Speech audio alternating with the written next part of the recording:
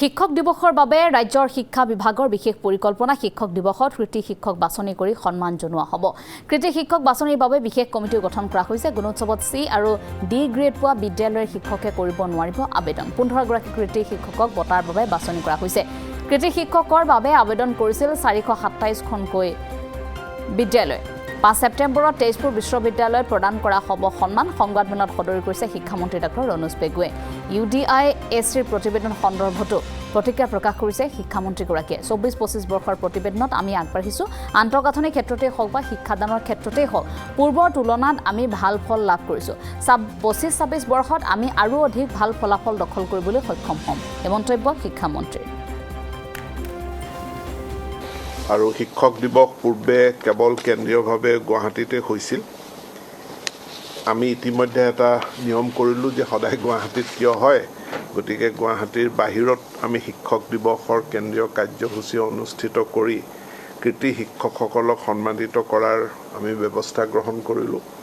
পূৰ্বে কেৱল বিদ্যালয় শিক্ষাতে কৃতি শিক্ষকক সন্মানিত কৰাৰ কথা আহিছিল, কিন্তু আমি নতুনকৈ উচ্চ শিক্ষা ইনক্লুডিং টেকনিকেল এডুকেশ্যন তাতো আমি কৃতি শিক্ষক শিক্ষয়িত্ৰীক আমি সন্মানিত কৰাৰ কাৰণে সিদ্ধান্ত গ্ৰহণ কৰিছোঁ। ইয়াতে এইবাৰ আমাৰ নতুনকৈ সংযোজিত হৈছে কিছু বিদ্যালয়ক অনুষ্ঠান হিচাপে ইনষ্টিটিউশ্যন হিচাপে সন্মানিত কৰাৰ কাৰণে আমি ব্যৱস্থা গ্ৰহণ কৰিছোঁ।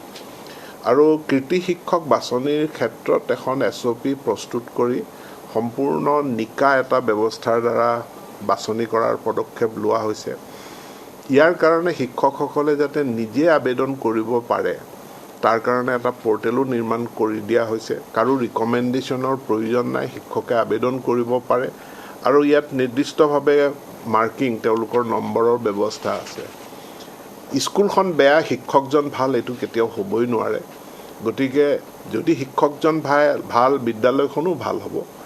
এতেকে C গ্ৰেড গুণোৎসৱত C গ্ৰেড আৰু D গ্ৰেড যদি বিদ্যালয়খনে পাইছে তেনেহ'লে তেনে বিদ্যালয়ৰ শিক্ষক শিক্ষয়িত্ৰীয়ে তেওঁলোকে এই কৃতি শিক্ষক বঁটাৰ কাৰণে আবেদন কৰিব নোৱাৰে। বিদ্যালয়খন কিমান পৰিষ্কাৰ পৰিচ্ছন্ন তাৰ ওপৰতো আমি নম্বৰ দিছোঁ। বিদ্যালয়খনৰ এনৰোলমেণ্ট সেই এনৰোলমেণ্টৰ ওপৰতো তেখেতসকলে নম্বৰ পায়। HSLCৰ ৰিজাল্ট শিক্ষকজন ভাল কিন্তু স্কুলখনৰ HSLC ৰিজাল্ট বেয়া এইটো হ'ব নোৱাৰে। গতিকে HSLC বা HSSLC তাৰ ৰিজাল্টৰ ওপৰতো নম্বৰ দিয়া হৈছে।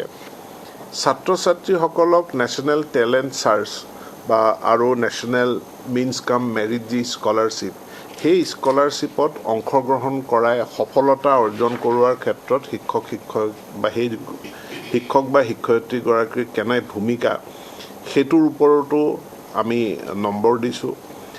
তেওঁলোকে কণ্টেণ্ট ডেভেলপ কৰা তাৰ ওপৰত নম্বৰ দিয়া হৈছে। এক্সট্ৰা কাৰিকুলাৰ যি কোৰ্চ স্কলাষ্টিক এক্টিভিটি যেনে NCC, NSS, scouts and guide, অন্য মিউজিক, ডান্স আদি বেলেগ বেলেগ ষ্টুডেণ্টৰ ফেকাল্টি প্ৰমোশ্যনৰ কাৰণে কি ব্যৱস্থা শিক্ষক বা শিক্ষয়িত্ৰীজনৰ লৈছে তাৰ ওপৰতো তেখেতসকলৰ নম্বৰ প্ৰাপ্তি কৰে। যিবিলাক ইন ছাৰ্ভিচ ট্ৰেইনিং সেই ট্ৰেইনিংবিলাক তেওঁলোকে কেনেধৰণে